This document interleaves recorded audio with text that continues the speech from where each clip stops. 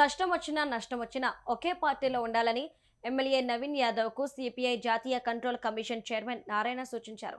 అప్పుడే మంచి భవిష్యత్తు ఉంటుందని అన్నారు. జూబ్లీహిల్స్ ఉప ఎన్నికల్లో తన గెలుపుకు సహకరించిన సిపిఐ నాయకులను హిమాయత్ నగర్లోని సిపిఐ పార్టీ కార్యాలయంలో నవీన్ యాదవ్ కలిసి కృతజ్ఞతలు తెలిపారు.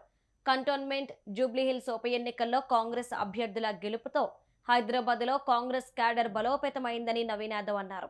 రానున్న జీహెచ్ఎంసీ ఎన్నికల్లో కాంగ్రెస్ పార్టీ మేయర్ పీఠాన్ని దక్కించుకుంటుందని నవీన్ యాదవ్ ధీమా వ్యక్తం చేశారు.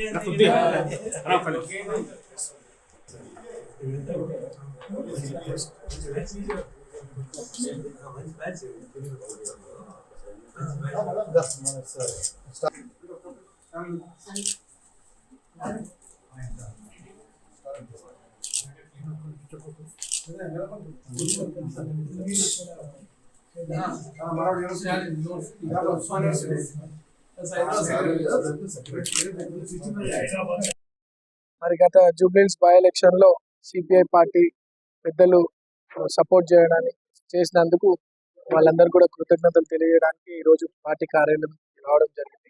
పెద్దలు నారాయణ గారు, ఈటీ నరసింహన్న గారు, అండ్ ఎమ్మెల్సీ సత్యమన్న గారు, వెంకటరెడ్డి అన్న గారు, పెద్దలందరూ కూడా ఇక్కడ నన్ను వెల్కమ్ చేస్తున్నారు.